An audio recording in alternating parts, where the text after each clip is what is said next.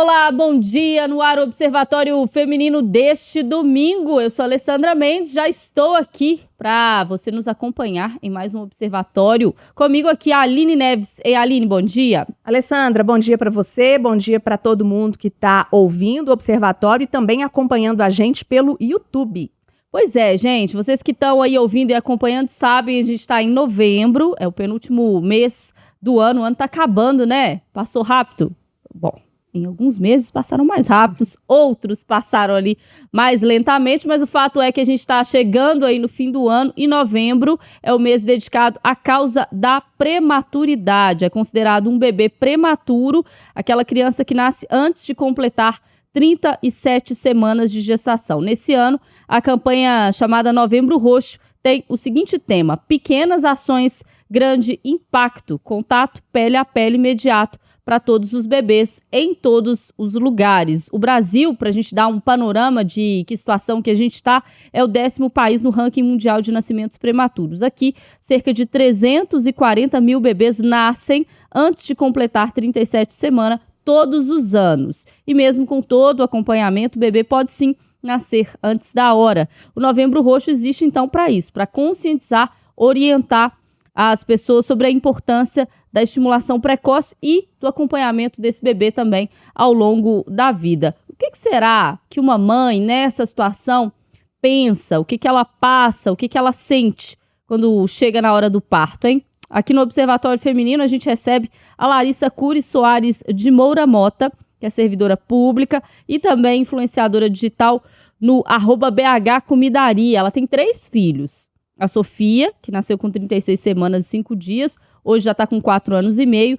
A Luísa, de 2 anos e meio. E o Theo, que nasceu com 35 semanas e 4 dias e hoje tem 1 mês. Ou seja, Larissa, 2 prematuros? Bom dia para você. 2 prematuros, bom dia, tudo bem? Tudo bom.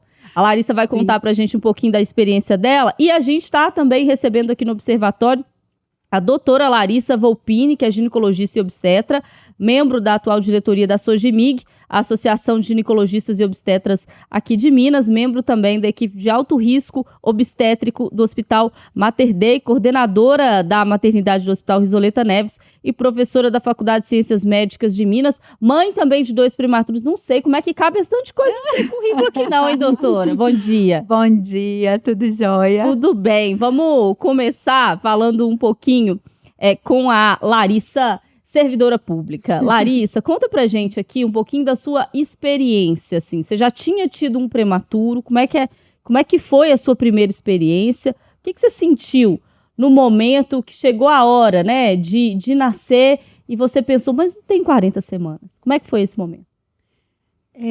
Bom, a Sofia, que é a minha primeira filha, foi a primeira prematura, foi com 36 semanas e 5 dias. Então, assim, na época eu não tinha muita noção do que aconteceria com o bebê se nascesse muito prematuro ou menos prematuro. Eu sabia que eu queria chegar ao máximo possível na gestação. E aí, quando a minha bolsa rompeu com 36 semanas e 5 dias, ela já estava com peso, um tamanho bom, eu estava até tranquila quanto a isso, eu não estava muito preocupada. E fui para a maternidade. Ela nasceu bem e a gente teve alta e depois ela precisou voltar, né? Porque ela engasgava mamando porque ainda não estava muito maduro o pulmãozinho, justamente pela prematuridade. E aí é que veio todo a minha noção do que é ter um bebê prematuro, né? De não estar totalmente formado. Então, junta que a gente está no puerpério, que a gente está num pós-parto e um neném na UTI, e aí eu só chorava, amamentando, passando sonda, tudo que fazia com o bebê era assim... Era só choro. Os primeiros meses ali foi bem puxado. A segunda, a Luísa não foi prematura. E no terceiro, agora, o Theo, eu já sabia do que me esperava numa possível prematuridade. E no acompanhamento, eu já comecei com dilatação antes. Então, eu já estava imaginando que poderia também vir prematuro. No acompanhamento com a minha obstetra, a gente já estava tomando as precauções, né? Os medicamentos, enfim. E aí, foi antes ainda. Então, com 35 semanas e 4 dias, eu entrei em trabalho de parto. Não foi bolsa rompida, foram as contrações. E aí, eu já estava mais preocupada, porque eu já sabia o que me esperava. ainda mais sendo mais prematuro. Então, eu já fui com o coração apertado, cheguei na maternidade, a pediatra que estava de plantão já conversou comigo, falando, olha, 35 semanas e 4 dias tem um risco grande de já precisar ir direto para UTI. Então, eu já fui para o parto pensando que isso pudesse mesmo acontecer e já apreensiva. E aí, quando ele nasceu, a pediatra chegou para mim aqui, né, no meu ouvido e falou, olha, ele está com um esforço respiratório, como a gente estava, né, prevendo que pudesse acontecer, e ele vai precisar mesmo ir para a UTI neonatal. E aí eu comecei a chorar, já estava esperando, e mesmo assim comecei a chorar, porque aí ele já precisou do oxigênio imediato ali, e foi direto na incubadora. Então eu ainda falei, mas eu não vou poder nem pegar. Ela falou, não tem como, porque ele precisa do oxigênio. Então ela me trouxe para eu ver, né, ele assim, na incubadora, e ele já foi, e eu fiquei lá para terminar, porque foi cesárea, ele terminar o processo de cicatrização. Mas aí eu só chorava. Foi a primeira vez que eu fui para o quarto sem o bebê, porque a Sofia foi prematura, mas ela foi comigo. Ela precisou ir para UTI só depois, né? Então foi a primeira vez que eu fui para o quarto, cheguei no quarto e não tinha o bebê comigo. Então a sensação foi assim, nossa, foi bem, bem ruim. Eu acho que foi a pior parte para mim, foi ir para o quarto sem o bebê e não poder pegar ali na hora que ele nasceu. Doutora, a senhora também tem filhos, 2 meninos, né? E que também nasceram prematuros. Só que diferente da nossa Larissa aqui, que é servidora pública, né? Tem também um perfil de digital influencer também, a senhora é médica. Então, assim, sabe lidar melhor, né? Na nossa cabeça, a gente acha que a senhora sabe lidar melhor ali com a situação, mas tem o coração de mãe, né? Como é que ficou? Eu não sei te falar se nessas horas é bom ou ruim ser médica, não, porque ficam borbulhando estatísticas na nossa cabeça e nem sempre são estatísticas boas, não, né? E diferente dos partos da Larissa, que teve uma bolsa rota ou entrou em trabalho de parto espontaneamente, os meus partos, eles foram indicados por complicações minhas.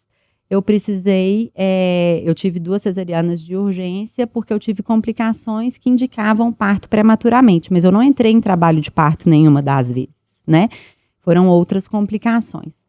Então, na minha segunda gestação, que é o meu filho mais velho, eu já tinha tido uma perda antes, eu perdi um gemelar, que foi a minha primeira gestação. A minha segunda gestação, eu tive uma complicação que se chamava vasa prévia e tem alguns riscos, e aí precisou nascer prematuro, o neném parou de ganhar peso, diminuiu a quantidade de líquido, alterou o Doppler, e aí a gente acabou tendo uma indicação de uma cesariana com 34 semanas na pinta, 34 e 0 dias. E aí é essa experiência, o neném nasce, te mostram ele bem rapidamente e ele vai para o CTI, porque ele precisa de ajuda, né? Ele não está respirando sozinho, ele não dá conta. E é uma sensação muito ruim mesmo, né? Assim, a mãe, quando o neném nasce, o que ela mais quer e o que a gente mais preza, né? É que o neném vá direto pro colo dela. Qualquer situação em que isso não é possível, pegar o nenenzinho e colocar, vocês até falaram na abertura, assim, é hora de ouro para todo mundo. Todo neném, no contato pele a pele, ali é a hora que nasce. Quando isso não é possível, é muito ruim, é muito pesado, assim. E o puerpério, quando a gente estuda, assim, psiquiatria, né? O puerpério, ele é o momento mais vulnerável, mais frágil emocionalmente da vida de qualquer mulher. Mesmo que deu tudo certo. Gravidez tranquila, risco habitual, parto perfeito, neném ótimo no colo. Aquele momento, aqueles dias que se seguem ao parto, são os dias emocionalmente mais vulneráveis da vida daquela mãe. Quando o bebê não está com ela, quando ela ainda tem preocupações ou expectativas que foram frustradas por, né? Não tem jeito, por mais que você tente preparar emocionalmente essa mãe, quando a gente sabe que pode acontecer a prematuridade, é o momento mais importante da vida dela, né? 10 de 10 mulheres que têm filhos, se você perguntar qual que é o dia mais importante da sua vida, a resposta é uma só, né? Então, o nosso desafio, ele tem que ser mesmo muito na identificação de riscos, né? Que nos permitam intervenções para prevenir e no preparo e no cuidado do acolhimento, não só daquele bebê que está precisando de cuidados, que vai para o CTI, mas daquela mãe que está órfã do neném do colo dela, né? Assim, a gente precisa ter esse olhar cuidadoso com os dois. Mas, sem dúvida, a nossa principal arma, ela é o pré-natal, né? Identificar risco, ter intervenções e evitar algumas intercorrências gestacionais que podem indicar o parto prematuro, né? A gente sabe que mais ou menos metade dos partos prematuros, eles vão acontecer porque a paciente rompe bolsa ou entra em trabalho de parto espontaneamente. São as mulheres que entram em trabalho de parto prematuro e vão, não tem, né, a gente não põe nem pra dentro, a gente não consegue inibir, em algumas situações a gente nem pode. Outras situações a gente consegue inibir, dependendo, a gente pode tentar, comecei a entrar em trabalho de parto, eu posso tentar inibir se preencher alguns critérios de segurança, né? Não tem infecção, tá tudo bem com o neném, dependendo da idade gestacional, eu vou inibir, não vou tentar não deixar esse parto progredir. Algumas vezes eu vou conseguir, outras não. E algumas vezes eu não vou poder fazer isso. Às vezes tem uma infecção ativa, às vezes não tá tudo bem com o neném, e aí a gente precisa cuidar desse neném prematuro do lado de fora. Outras vezes, um pouco menos da metade, o parto prematuro, na verdade, ele acontece por indicação médica. Aquela mulher não está em trabalho de parto, mas o obstetra vira para ela e fala, olha, eu sei que você não está de 9 meses ainda, mas eu vou precisar fazer o seu parto antes da hora. Ou porque a pressão da mãe subiu, ou porque o neném tem alguma alteração, alguma gravidade, né? Por algum motivo, que tem os mais variados. Às vezes a gente precisa, o médico chega e fala, olha, eu preciso indicar o seu parto antes da hora. A minha segunda gravidez, por exemplo, eu tinha uma placenta prévia e eu comecei a sangrar com 36 semanas e 5 dias. Foi ótimo, que já estava quase lá nos 9 meses, poderia ter sangrado antes, né? Então, algumas vezes é o médico que indica, outras vezes é a mulher que entra em trabalho de parto. Nas duas situações, a gente tem possibilidade de tentar prevenir, tanto a intercorrência médica, que pode indicar, óbvio que não são todas as situações que são preveníveis, mas, por exemplo, uma pré-eclâmpsia, eu consigo identificar pacientes que têm fatores de risco, entrar com a medicação que previne. Uma paciente, a Larissa, já tinha um parto prematuro, com certeza ela usou medicação, né, usou progesterona vaginal para poder diminuir o risco de outro parto prematuro.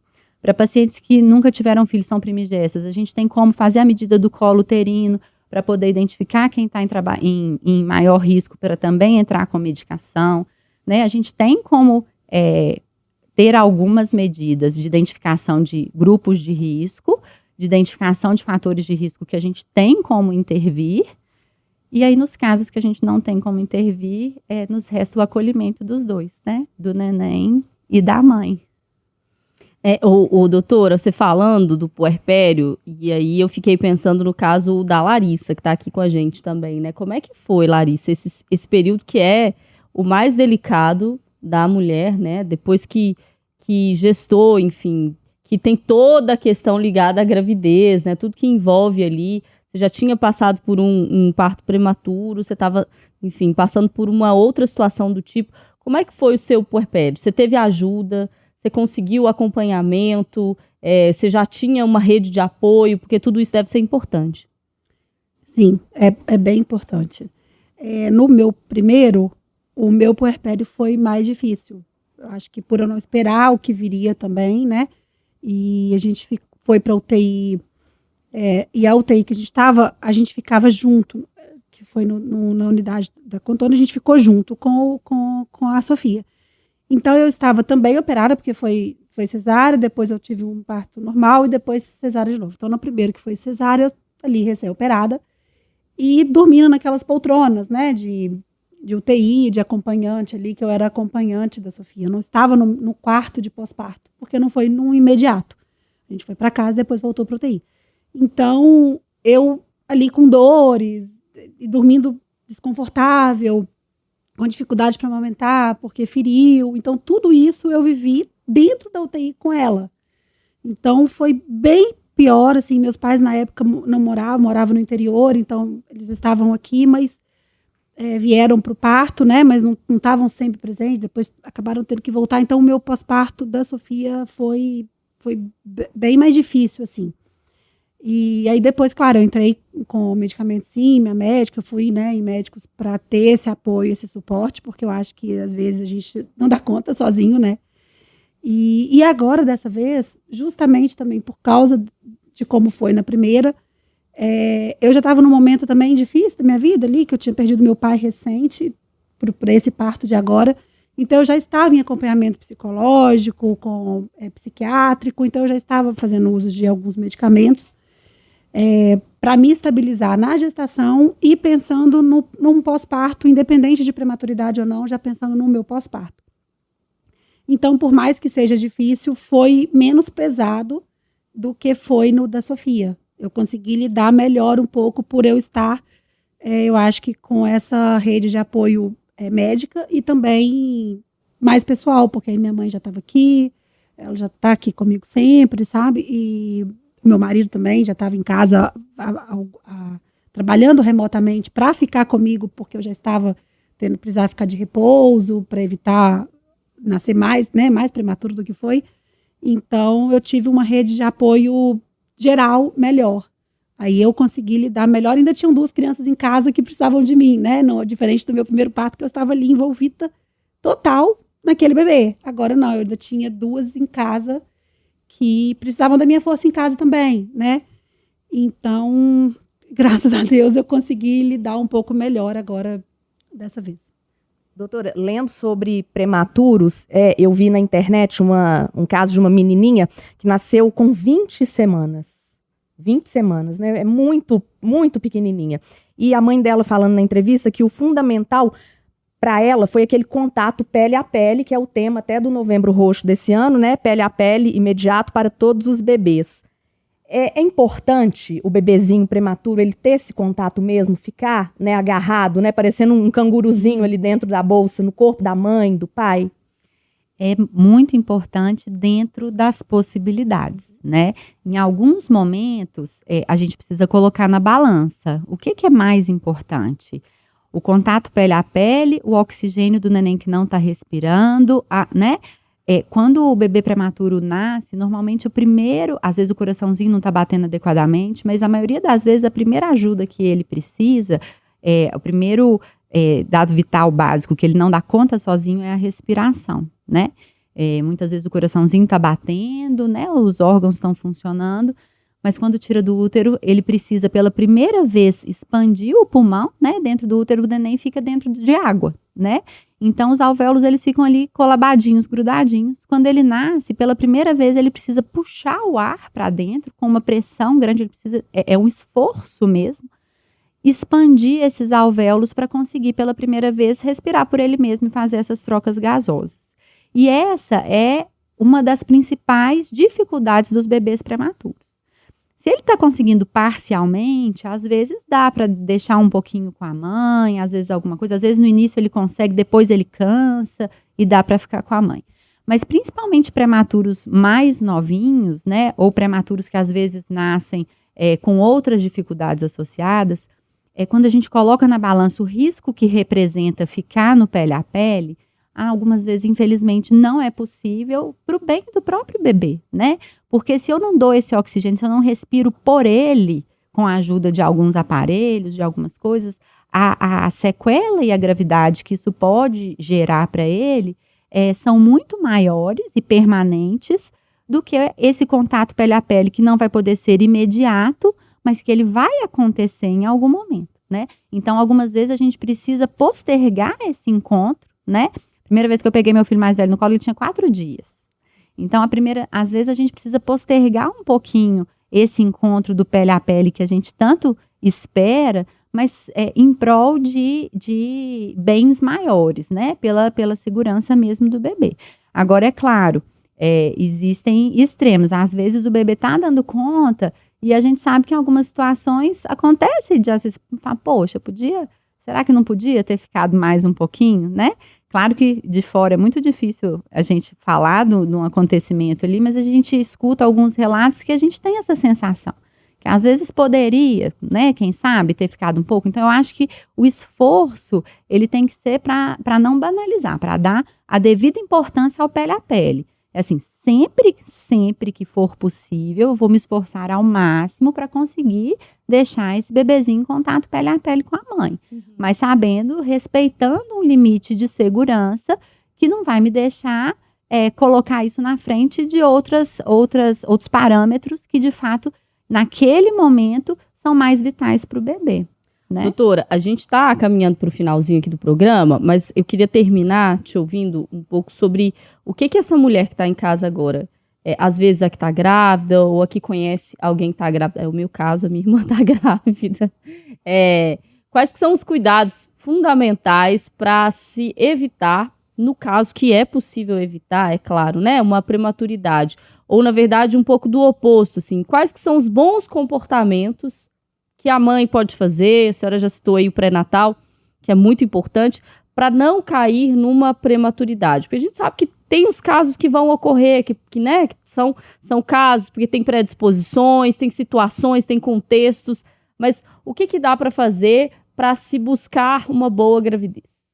De forma geral, são hábitos de vida saudáveis de qualquer mulher. Uma gravidez, né, de risco habitual, né, tirando especificidades de risco de cada mulher, uma gravidez de risco habitual, a mulher ela não precisa se privar de hábitos. Ela pode fazer atividade física? Pode, deve. Ela pode trabalhar? Deve. Ela pode, não só pode como deve, manter as suas atividades diárias, manter hábitos os mais saudáveis possíveis.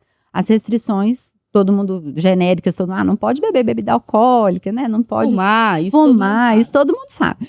Mas os hábitos de vida, o dia a dia dela, ele não precisa mudar. Para uma gravidez de risco habitual, você fazer as suas atividades habituais não aumenta o seu risco de prematuridade. Apenas para algumas pacientes selecionadas, aquela paciente tem colo curto, aquela paciente já teve um parto prematuro. Para algumas pacientes selecionadas, a gente acaba restringindo um excesso de atividade física, a gente entra com medicação, às vezes a gente restringe relação sexual, mas de forma geral, é vida normal. Para a maioria das pacientes, manter os hábitos de atividade física, de trabalho, de dia a dia, eles são benéficos, né? Então, de forma geral, é vida normal. O mais importante eu vou repetir, é o pré-natal. A gente precisa identificar as pacientes que têm um potencial risco para naquelas que a gente conseguir intervir. Tanto no risco de trabalho de parto espontâneo, quanto no risco de iatrogenia, do médico, de ter uma intercorrência que o médico precise indicar, né? E quando a gente tem um risco de um parto prematuro, cada dia, cada semana faz diferença. É muito diferente um bebê, nem falo 20, porque 20 semanas, na verdade, está abaixo do que a gente considera na literatura a viabilidade fetal, né? Eu dei uma aula outro dia sobre viabilidade, a gente tem uma zona cinzenta ali que é bem controversa, mas a maioria dos lugares a gente vai falar aí a partir de 23, 24 semanas. É muito diferente, é um prognóstico muito diferente, são sequelas e morbimortalidade muito diferente do bebê de 34, 35, como é o nosso caso, né? A gente tem os prematuros ótimos que vão para casa 100% na maioria das vezes.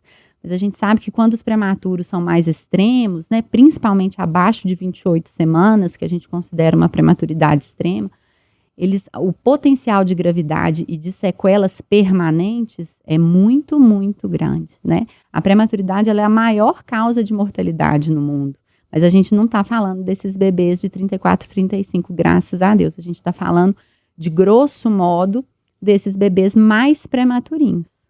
É claro que tem um percentual, inclusive, de bebês a termo que eventualmente vão evoluir para óbito. Mas quanto mais precoce, maior o risco, tanto de mortalidade quanto de sequelas permanentes, né? Tem retinopatia da prematuridade, tem sequelas intestinais, às vezes tem sequelas cognitivas, motoras, né? Quanto mais extremo, maior o risco. Então, vamos terminar o observatório de hoje, mas antes, Larissa vai contar pra gente aqui. Larissa, os bebezinhos lá nasceram pequenininhos, tiveram que ter o apoio ali, mas tá tudo certo, tudo bem. Pequenininhos até não nasceram. Não?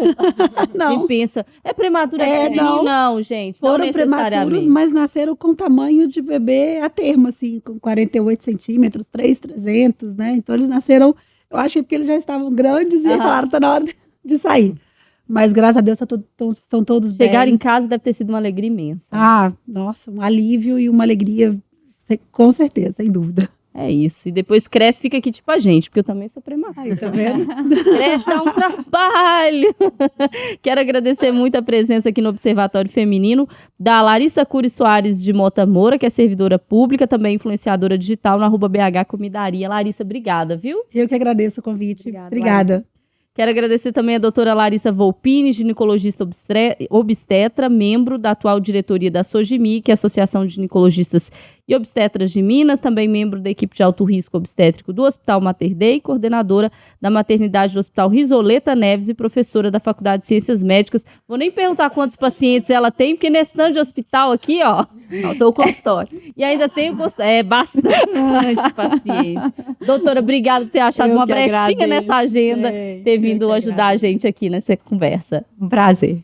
Então é isso, com esse recado de Novembro Roxo, com essa conscientização sobre a prematuridade, a gente vai ficando por aqui, volta no domingo que vem. Aline, tchau, viu? Tchau, Alessandra. Tchau, gente. Até domingo que vem. Tchau, gente, bom domingo.